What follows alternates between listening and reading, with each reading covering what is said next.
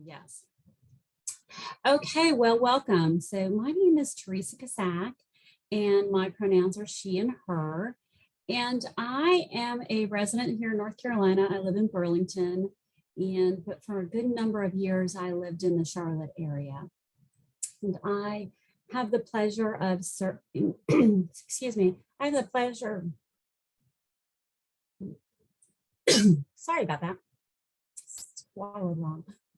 I have the pleasure of serving as the program director for counselor education at Capella University, which pretty much means that I oversee all of our 4 counseling programs, 3 of which are KPREP accredited, and 1 which is a NADAC certified addiction program.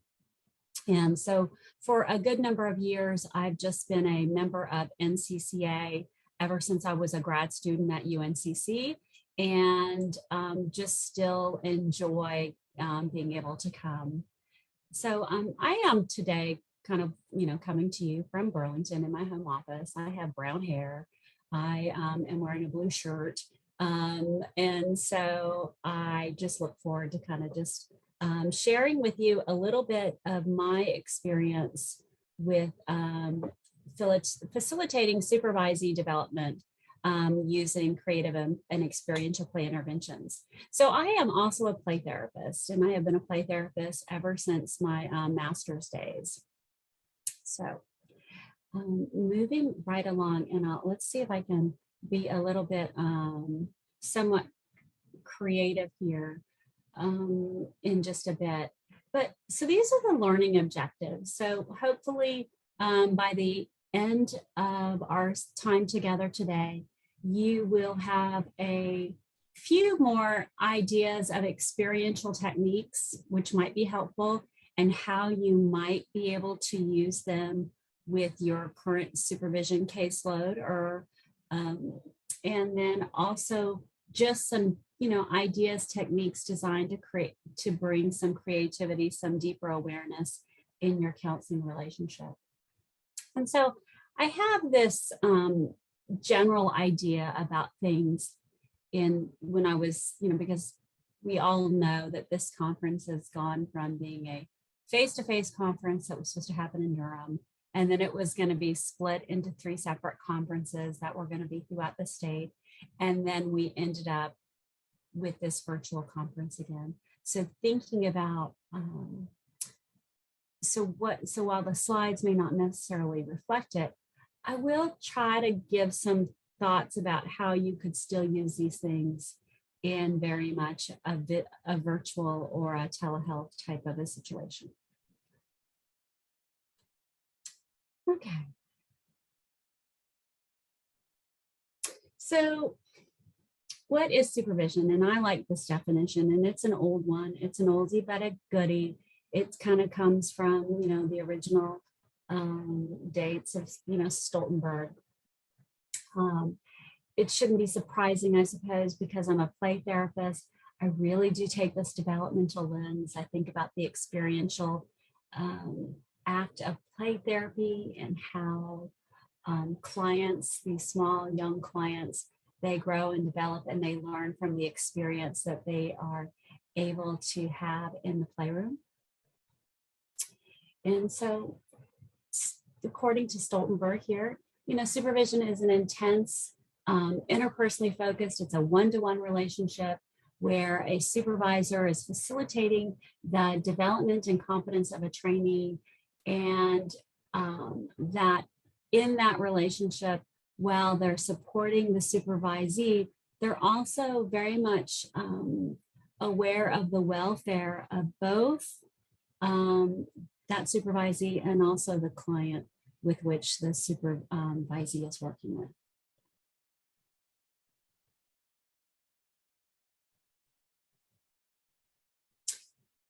And so what are the purposes of supervision? And so, good old fashioned Bernard and Goodyear here, where there's, what we're working to do is enhance the supervisee's professional performance.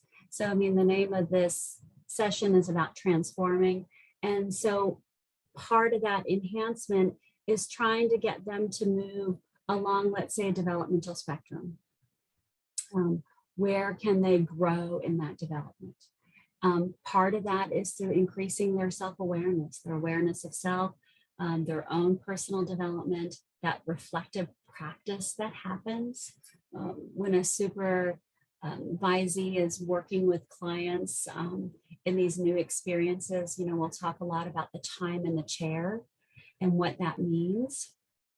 And it very much is about, you know, the time in the chair that the supervisee has. These things just don't happen overnight. It's a developmental process. And part of that developmental process is also supervisees move at different stages and they move at different paces. You know, this idea of assisting with supervisee self-care. So there, you know, a big part of that is modeling our own self-care. And so I spend a lot of time right now sort of in this world of as an administrator for a large program. And so a lot of what I do is I try to really model self-care with my faculty so that they can model self-care with their learners, so that those learners, when they're out there at the site, can model, you know, model and self-care with their potential clients. But that becomes a big part of what we're teaching in that practicum and that internship experience, or even early on when they're a novice professional, about, you know, self-care needs to be more than just time management. That self-care should really cover a broad spectrum of the different parts of the self. The improvement in the monitoring of self-care is another purpose of supervision. And that is that piece where, you know, going back to Stoltenberg's, you know, definition from the earlier slide, that we're working and we're supporting and we're encouraging the supervisee, but it's very much we're keeping that same lens on the client for the welfare of the client, the welfare of their progress in treatment. And then finally, we serve as gatekeepers. And this can be a very hard role because sometimes gatekeeping, you know, might have a little g, and sometimes gatekeeping might have a big G, about what that really means and about holding our supervisees to professional standards. But really, you know, within this particular session, we're going to probably talk a little bit more about those first three, and, you know, with enhancing, increasing, and assisting.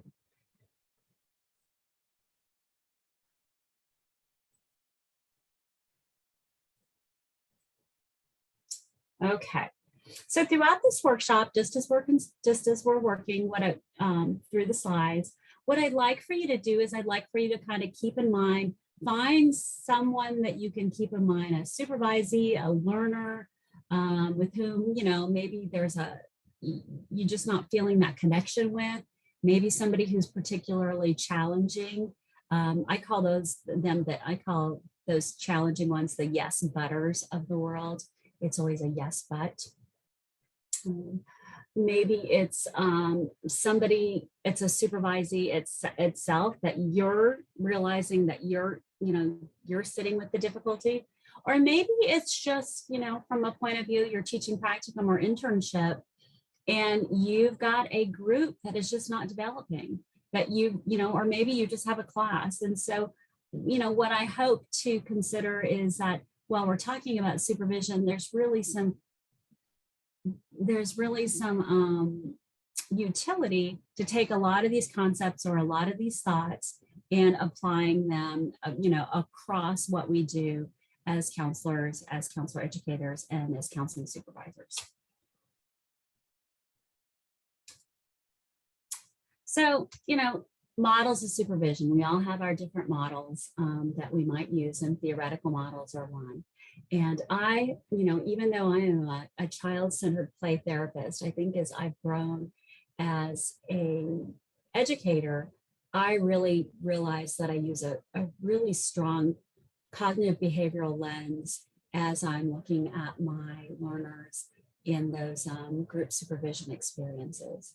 That I'm really hearing a lot of that language and really able to kind of apply that theoretical model. But for the most part, today's session, we're going to use, you know, we're going to talk a lot about the discrimination model and using, and, you know, what is meant the different roles and the different focus that we might use using that discrimination model, and then also pairing it with the developmental model, really primarily that integrated developmental model, and looking at supervisees at, kind of levels 1, 2, and 3.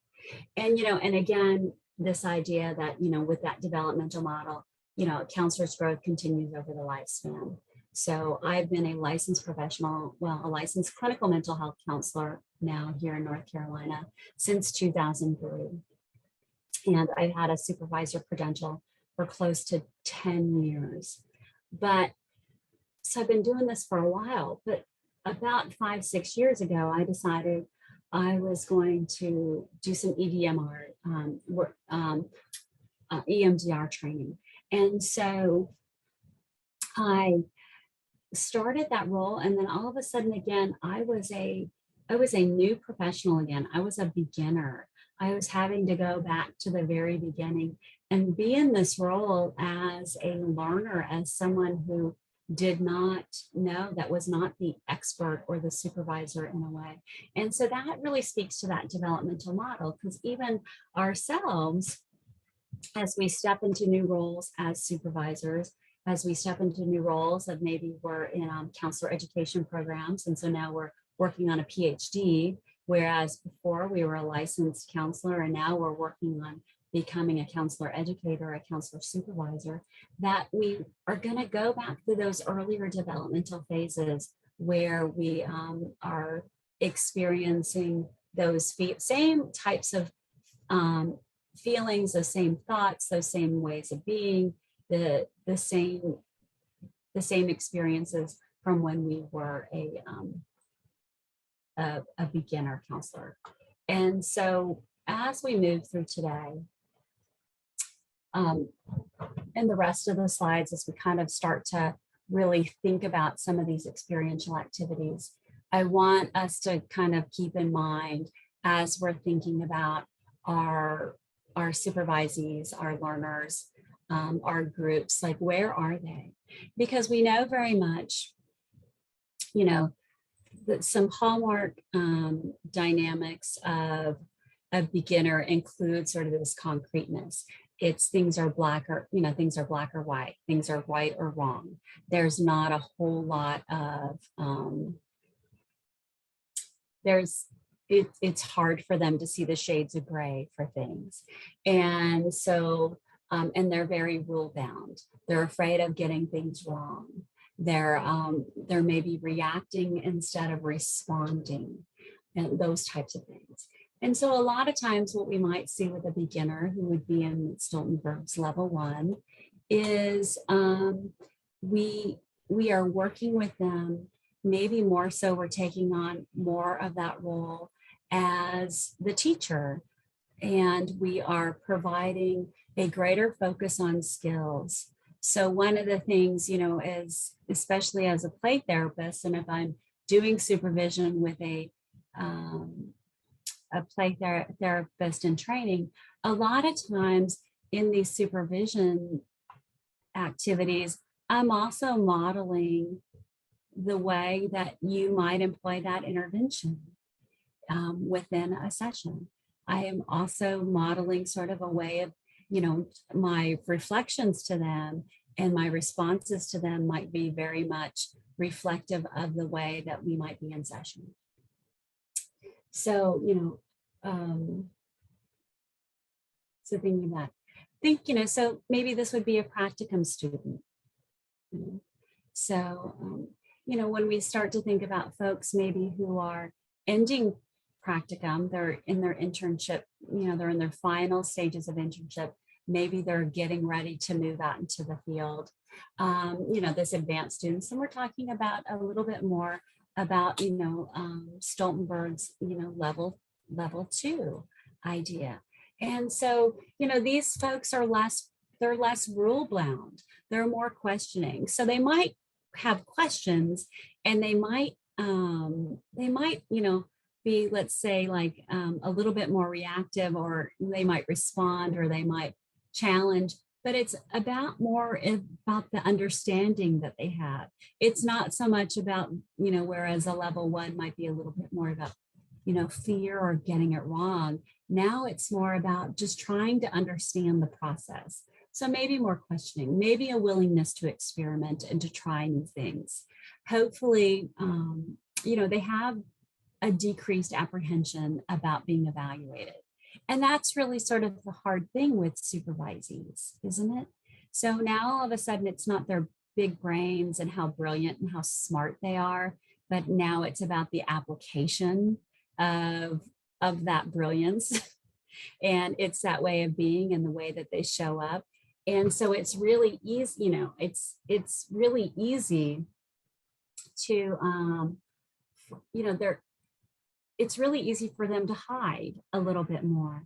And I say that in this way, and that is like, so when I was going through my master's program and I was in advanced technique, and I was in my techniques courses and I was in my practicum and internship, I had to bring a tape in every single, I had to have a tape when I went to supervision. And it's interesting to me at the graduate level, how apprehensive side, because of HIPAA, because of privacy, because of, some very legitimate reasons, there is less taping that goes on, I believe. That's my experience. And mind you, I'm also, in a large online university that covers all 50 states. But there really is this apprehension about doing that. And so what you'll see at the site is learners are having more live observation of skills.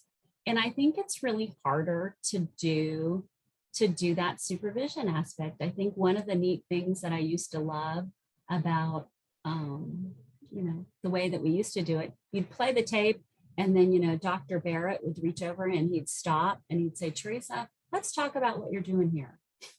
And so I think we have less of those experience. And I say that, so I do think that, we find maybe that we have more supervisee, more learners who are a little bit more apprehensive about being evaluated.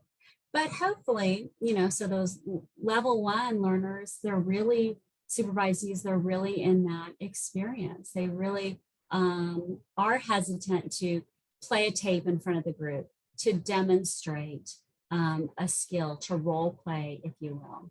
But they're getting more accepted in level two. And so then I can see there's a typo on my slide. You're not going to adapt to the tool needed. You're going to adapt to the role needed. Like what, based on, we're going to lean into what the supervising, do they need some support with skills? Do they need a more collaborative approach? Are we going to kind of take on more of this like counselor role and sort of conceptualize in that sort of way with them? And then finally, the novice professional. And so these would be folks that are going from level two, but they're moving towards level three. They're out there in the field. So these are our LCM HCAs, perhaps, although we know that we have supervisees that just are at various developmental levels because of the experience they've had in the past. But these folks have strengths across multiple domains. They're self-motivated. They're operating a lot more autonomously. They're increasing in their connection with their clients. And so the person-centered the person-centered counselor and way of being inside me notices, really believes that that increasing in the connection with their clients is also probably mirroring the connection that they might have with me as their supervisor. And so like the strength of their, the parallel process that happens, that if we have a good, strong dynamic, they're able to have a better and stronger dynamic with their clients. And so again, the role that we would take, more of a consultant, it's a much more collaborative approach. And so thinking about this, we've got them, these are, Stoltenberg describes sort of this level three where a supervisee begins to see that they themselves are the therapeutic tool, that they themselves are enough. Their presence, their being, it's not about the interventions. It's not about the, you know, if we're doing EMDR, it's not about this. It's about having great faith that you as the counselor are enough in the room. Okay.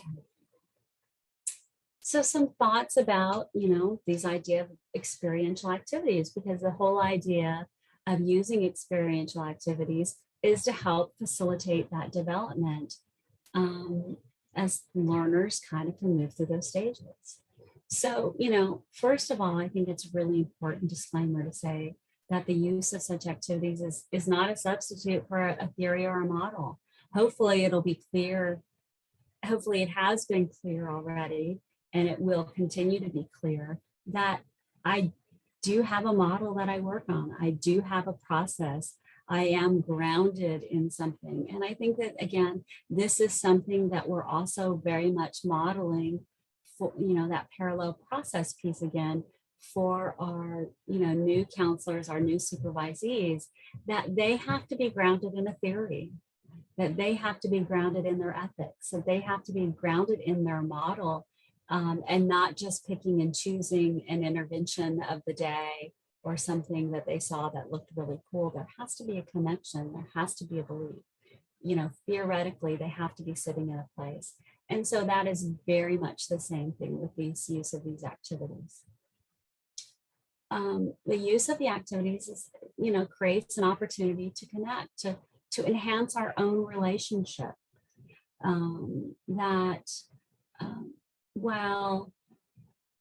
While there is not necessarily any one supervisory model that is better than others, it really is about what's the piece that's congruent for you. But, the interventions that we use with our supervisees have to fit their developmental level and their learning style. So they have to be appropriate. It's sort of like that trans-theoretical model of change. We can't be in the action stage if our clients are back in pre-contemplative. We have to be using an intervention. We have to be using a style that matches the client where they are. And so it's very much the same thing with a supervisor-supervisee relationship. So, these activities are going to be an opportunity to enhance that relationship, to enhance their skill growth, to build upon those common factors of the relationship. So, the use of activity provides supervisees with a way to gain some new experiences, some new perspectives, some new awareness.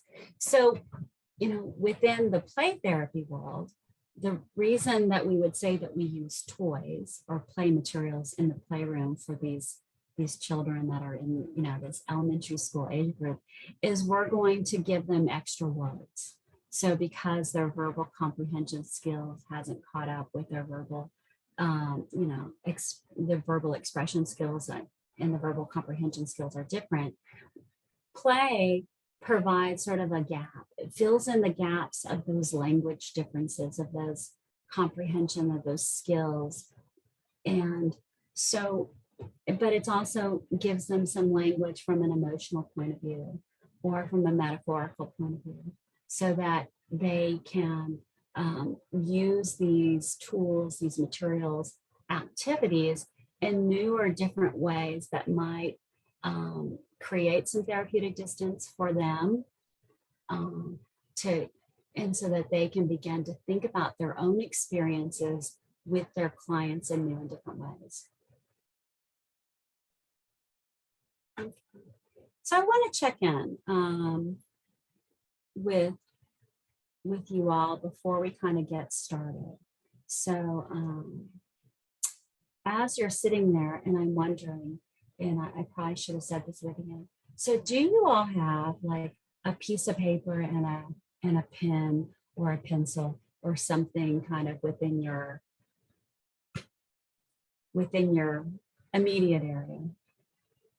I mean, if you do, great, then I would say, hey, that'll be wonderful, because, we'll go ahead and we'll just use those. If not, it'll be fun too. So, because because that's part of this too. So hopefully what I'll be doing is modeling some like hands-on real-time learning experiences. Okay, let's see. There's some check. All right. Yay. So I appreciate it. So some folks are ready to go.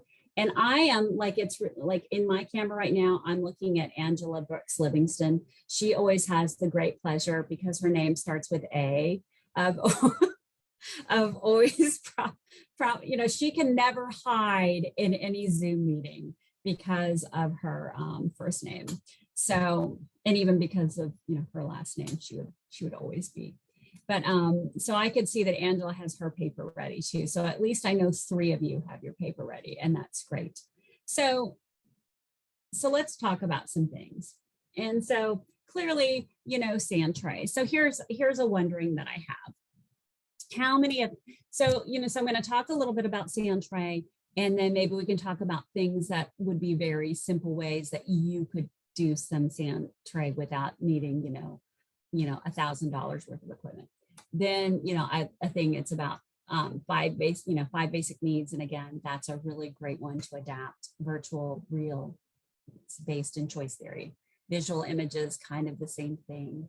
You can do it that way. And then there's a coat of arms that I want to share about. And this is really sort of rooted in Borders' peer model of group supervision, but it's just in a little bit of a different way. Okay, so how many of you are familiar with sand tray, or use sand tray, or have access to sand tray or anything like that? I don't know. So thank you, Christina, raising your hand. So I think, yeah, there's a few of you. So I think, so here's some things. So you can see that, so if you can see that picture, you can close. What it really is it's a little bit of sand inside of a one of those plastic shoe boxes that you can buy at the dollar store. And so, because I have, so as a child-centered play therapist, I do not have this extensive collection of miniatures. I just have a lot of basic kinds of things. And, I have some of those army men, and I have them in 2 different colors, and I only have about like maybe 8 to 10. And, I have some dark green, and I think I have some kind of like this really olivey brown, but I just have, just a few different things of animals, some animal families, some different things. You'll notice that there's shells, there's rock, just a collection and an assortment of things. And honestly, my kids now are in their mid to late 20s, but, I was stealing stuff from them through their childhood to create. And honestly, I just had a plastic bag that I bring, and then I just kind of spread them out on a table. And it's just because it becomes a very symbolic thing. You can also, and this is even simpler, bring paper plates or styrofoam plates.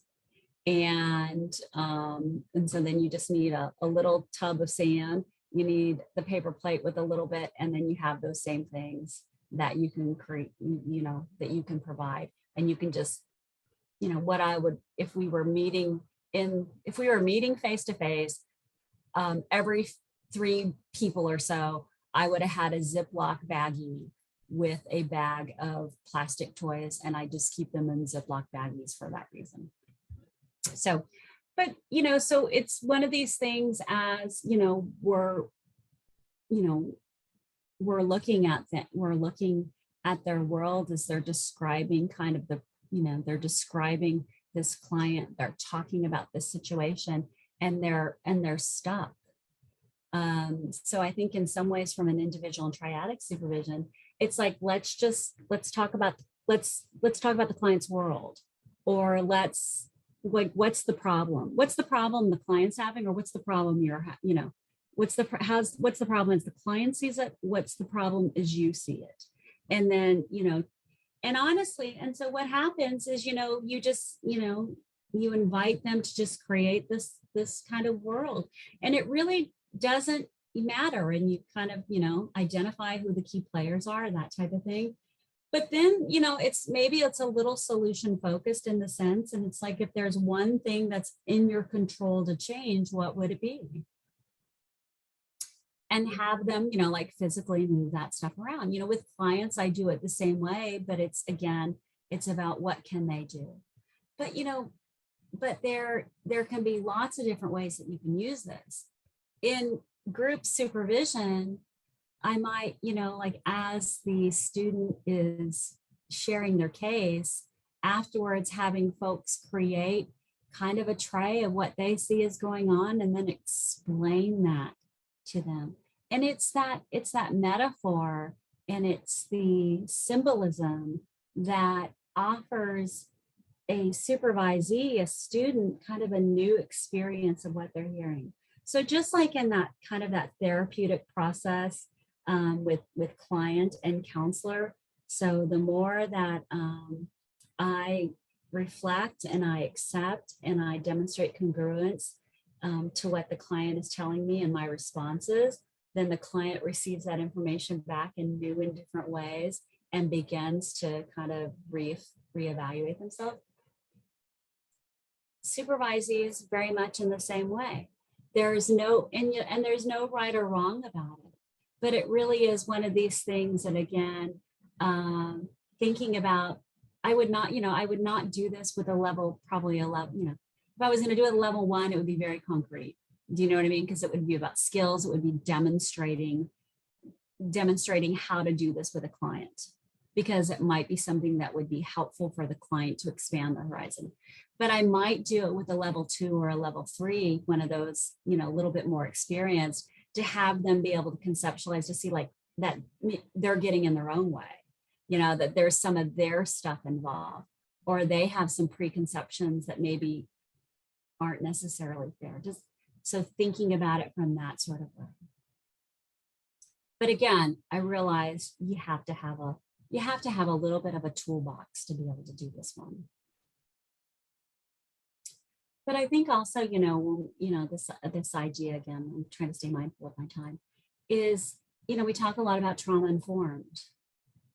And, and so hopefully we're all sort of like using a trauma informed sort of lens as supervisors, and that it's a safe environment, we're consistent, we're predictable, all those types of things. But, this can sometimes also be very much a way of a narrative of expressing maybe something that the client is experiencing, maybe the client is experiencing after a difficult session with a client, that they aren't sure kind of what happened, that, that they really left that feeling a certain way, and being able to process it.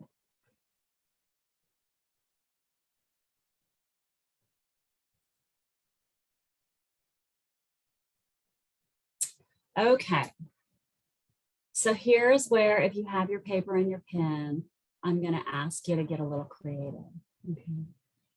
And this can be very simple. You don't even need scissors, but if you have scissors, great. If you have scissors, my scissors are like those. Well, now, because it's my home office, I have sharp tip scissors, but, for years in the playroom, I only had like the blunt, because you just never know. But yeah, so this idea of kind of thinking about choice theory and what are those kind of like the basic needs, and listening to. And so sometimes, I use this a lot in group supervision with learners that are in practicum and internship, as they're thinking about their future. They're getting ready to, go out into the great big, they're getting ready to graduate and go out into the great big wide world of North Carolina and, take on the world. or, you know, some other state, but North Carolina is probably one of the better states for them to take on the world in. Sometimes I'll use it in individual and triad, you know, individual, kind of the same way. And it's, and it really is about, oh, I've got some, I always try to make my slides pretty and it's like, oh, I repeated myself here somehow. This is really weird, but anyway. So yeah, so, you know, it's also a great way of conceptualize, you know, so again, conceptualizing for their client, or if this is for a kind of a level one, I'm also going to demonstrate how they might use this intervention with one of their clients. So, you know, so it's this idea of, you know, Glasser's 5 basic needs. So what I'd like for you to do is, you know, kind of draw a circle on your piece of paper and, you know, make it so that you have 5 pie pieces. Okay. And so, and in this case, you know, so they're intersecting there in the middle. Okay. And so then I want you to label your 5 pie pieces, you know, love and belonging, power, fun. I don't have these written on there. I should probably write these on there. Survival, and freedom. Now, because I'm not a choice, you know, so I have a good friend, her name is Jerry Ellis, and she's a choice. She, you know, she's studied with Glasser. She's, you know, she would kill me when I'm about to say this. Well, she would, you know, she would turn up her nose at me. So, you know, so while there are certain definitions, if we were really, you know, about what we mean by love and belonging and all of those types of things, you know, I think we can be a little bit more open-ended by what we might mean. And so this side, so as the, you know, so as the client is talking about, you know, and I think, you know, a good one would be, so if you think about your world right now, like thinking about life where you are, life in your career, how much, you know, love and you know, how much love and belonging do you have? That idea of being respected, that feeling of friendship, do you have? Sort of like the power, you know, power, like that recognition and that success and importance and achievement. How much fun are you having in your current role and in your current state? Survive, you know, like survival. How much health, relaxation, you know, sexual activity, you know, all those kinds of things that we need for survival. And then freedom, the ability to make choices, to be able to live autonomously. So as you think about those things, like from the center out, so like thinking, you know, from the center out, like coloring in a little bit of that wheel for that, you know, and so like, you know, so you're going to fill in the blanks, so you're going to kind of color it in, and it's going to look, you know, this is a really poor drawing. I should have had a drawing, but let's see if I can make it. No, I'm not getting it because of things, but you're going to have it so that when you start to look at your wheel, you know, you're going to have, as you fill in those things, you're going to be able to see that you've got, maybe you don't have an imbalance. Maybe you've got, you know, everything that you need. You've got a nice kind of round tire, if you look at it. But maybe, you know, so like as you're sitting there, you know, and so when you're done coloring, you can actually cut out your wheel, you know, cutting it from that's why you have to color from the inside out. You can cut out your wheel, and it might be that you have, you know, a very bumpy wheel. So like sometimes, you know, you see you realize you're getting a flat tire, and as you're going around, there's a ka-chunk as you're driving. So it's like, so what sections of your tire, what sections of this wheel, this basic needs wheel, might need more inflation? You know, do you have an imbalance of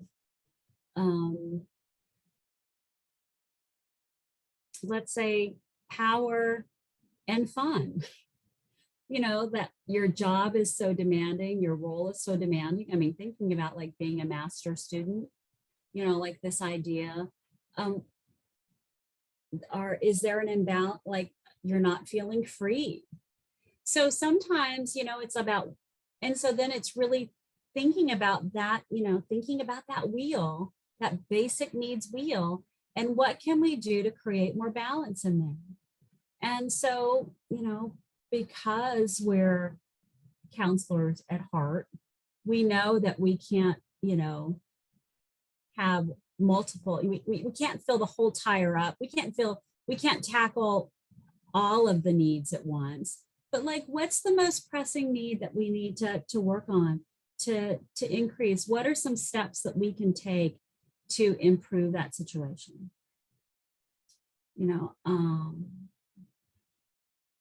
And what are some things that need to come away? Where do we need to deflate a little?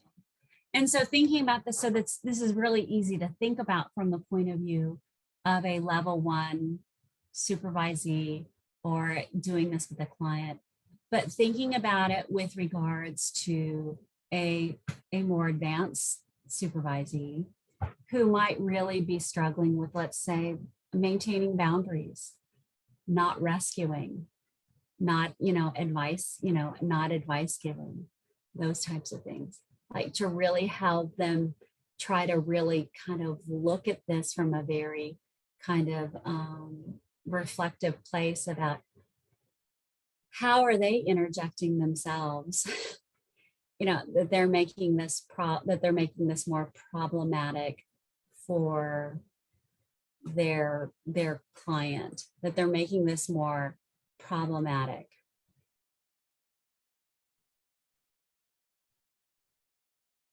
So does that make sense?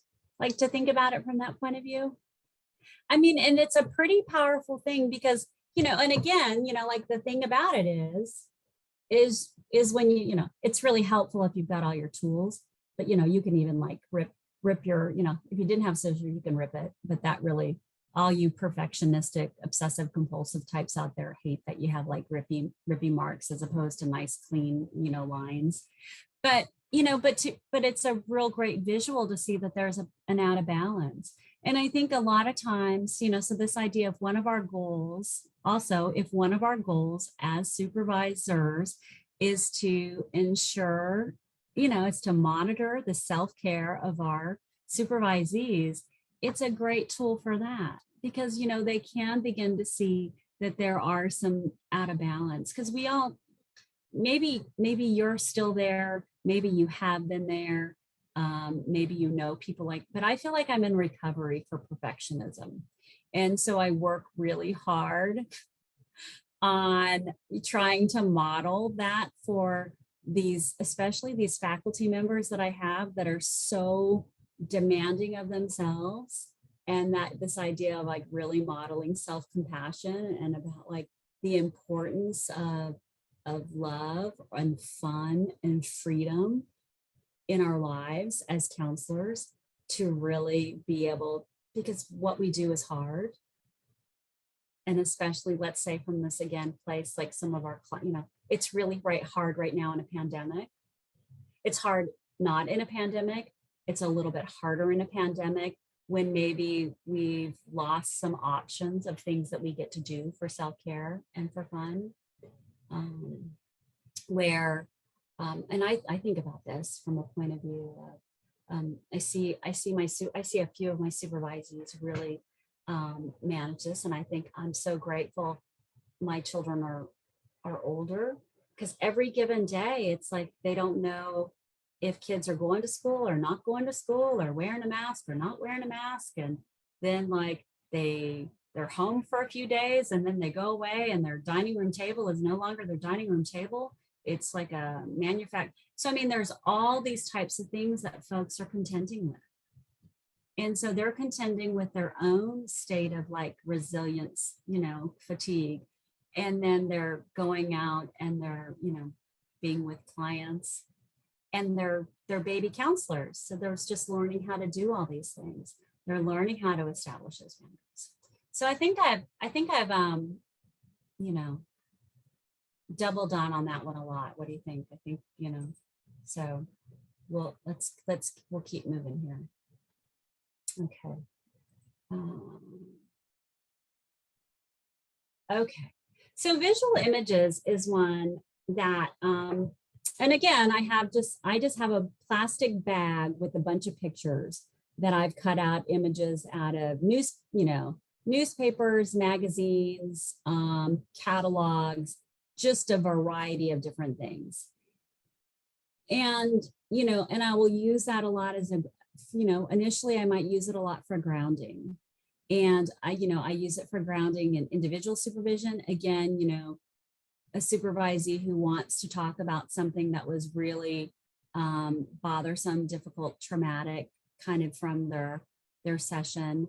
I know that I've heard folks talk about, you know, when depending on where you are, you're in a hospital setting, you're in some kind of really fast-paced setting where this idea of a visual kind of metaphor can be very, very grounding. It can be very helpful. It can be the word that you can use to describe how you're feeling. But, and again, you know, like using it from group supervision and this idea of the picture, this is what I thought of. So this is the metaphor. And so thinking back to, like, as we might use like Borders peer supervision group model, or we might use DeBono's thinking hats, or we might use some of these other things. Some of the peer model roles that we might have might be the metaphor. And so this idea of, like, what would the metaphor be that we would share? And, you know, helping a learner to begin to think about things in a different way. But, you know, online, I use this a lot with, you know, I do check-in stuff.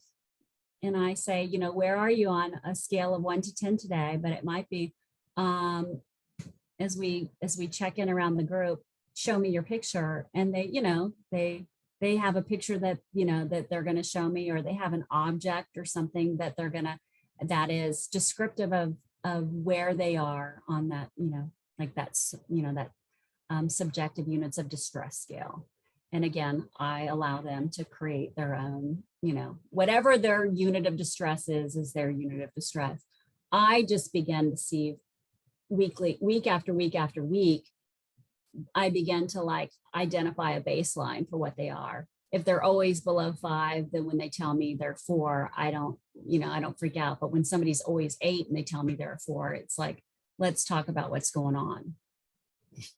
So, because, you know, and then when somebody's a 3 all the time and all of a sudden an 8, it's like, let's talk about what's going on.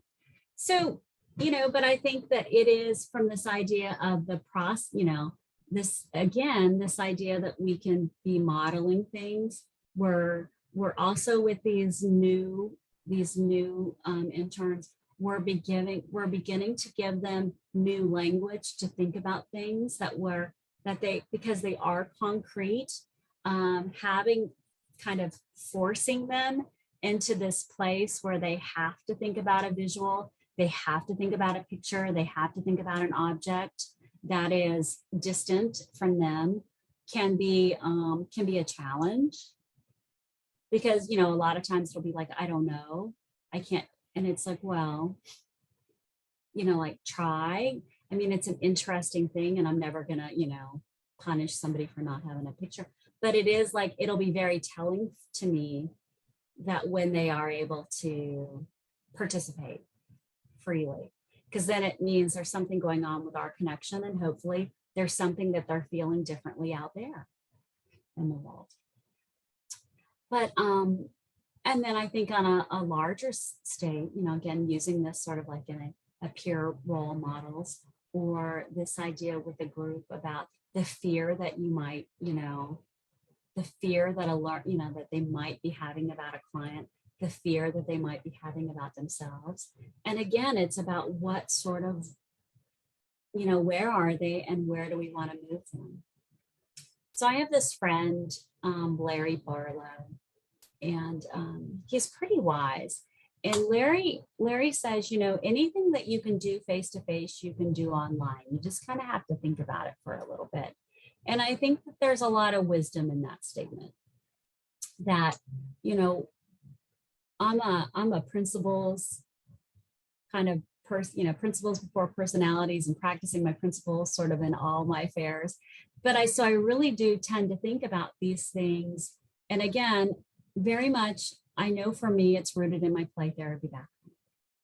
You know, I think I'm a better administrator because because of play therapy. And this idea of being able to look at stuff from a broader level, that I just don't get hampered down by just words.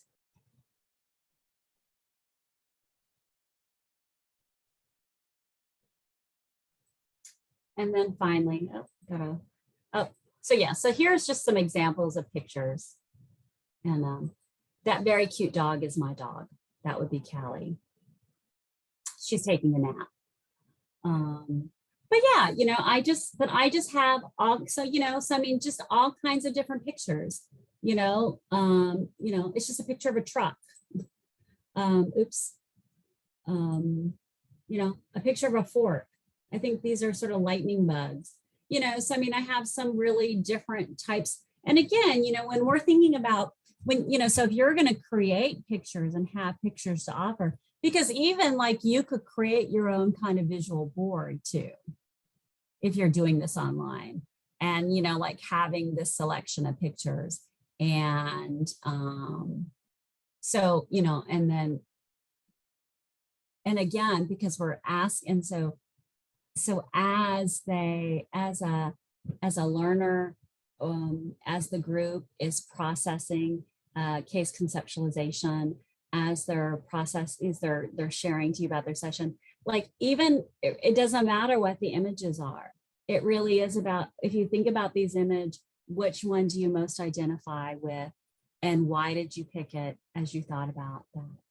And again, it's this piece of that's insight, that's reflection. They're talking about it. You're going to reflect back and hear what you heard. And maybe there will be some new insight and some new awareness about what might really be going on with their client, what might be really going on with them, what might be really going on with our relationship that is impacting the other work that you're doing. And finally, this is just something, so this is just a coat of arms, and it's this coat of arms that I've always used. I would occasionally use, I used it a lot as a school counselor, where, I mean, I really did sort of like take this coat of arm, and, you know, it would sometimes be a group activity, and I would have students kind of create their own coat of arms about their strengths and their goals and their hopes and their dreams.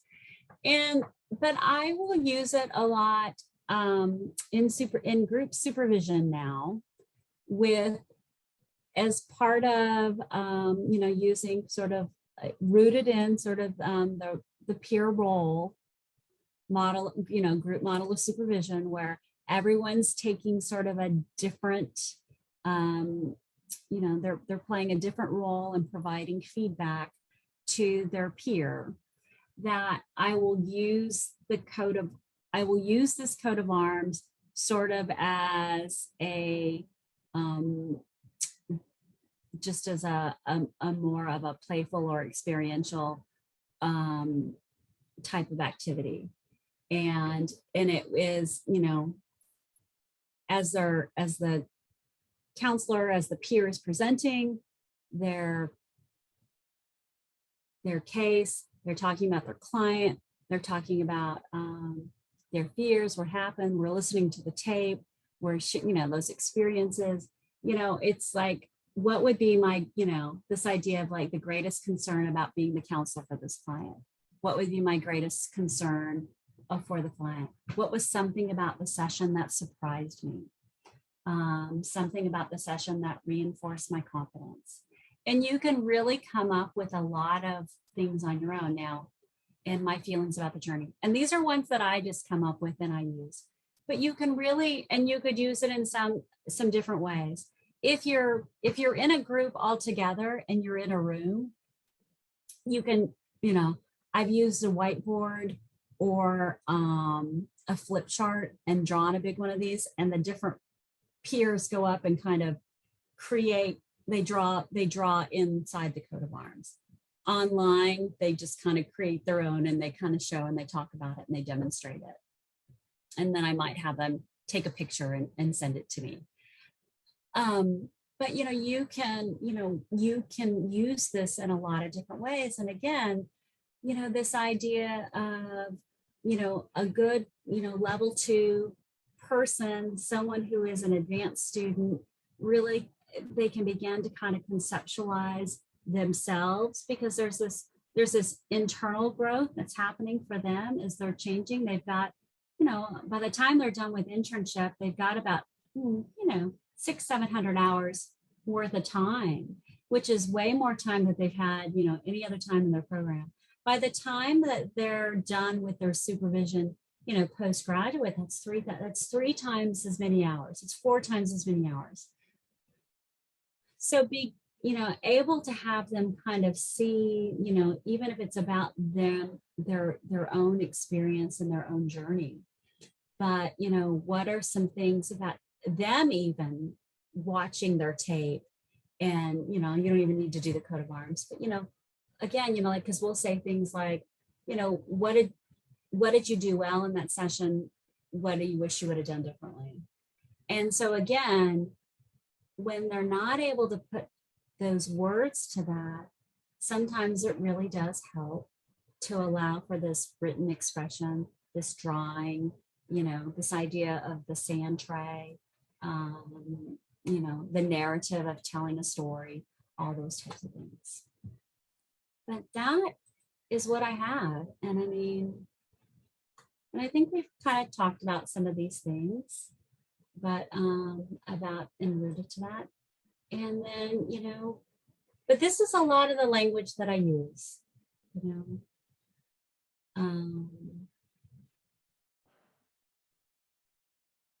then finally, just a list of, and we're at the end.